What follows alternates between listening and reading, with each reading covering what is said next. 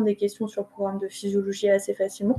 Donc vraiment, il ne faut pas du tout hésiter à venir me demander des précisions si vous êtes à fond voilà, sur les PDF, que vous avez des questions, voilà, je peux tout à fait y répondre en tout cas.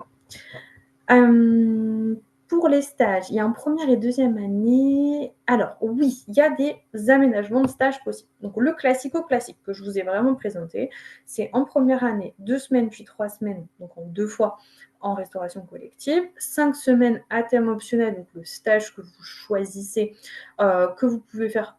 Alors moi je conseille fin de première année pour avoir quand même des petites connaissances engrangées, etc.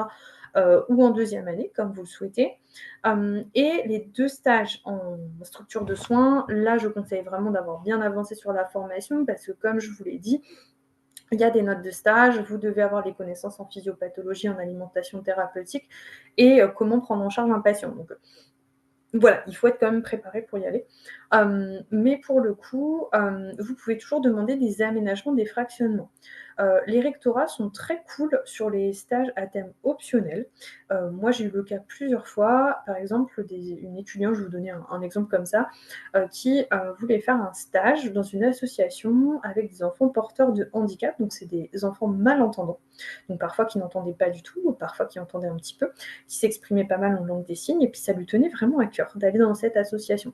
Sauf que l'association, elle est ouverte 2 jours par semaine. Eh bien, elle a fait 2 jours pendant X semaines jusqu'à ce que ça fasse l'équivalent de 5 semaines à temps plein. Il n'y a eu aucun problème pour avoir cet accord du rectorat. Pour les stages en thérapeutique, ils seront intransigeants. La seule chose que vous pouvez obtenir, c'est éventuellement de faire 5 semaines, puis 5 semaines dans le même établissement en changeant de service. Et que l'établissement atteste que, par exemple, vous avez fait 5 semaines de cardiologie et 5 semaines de néphrologie.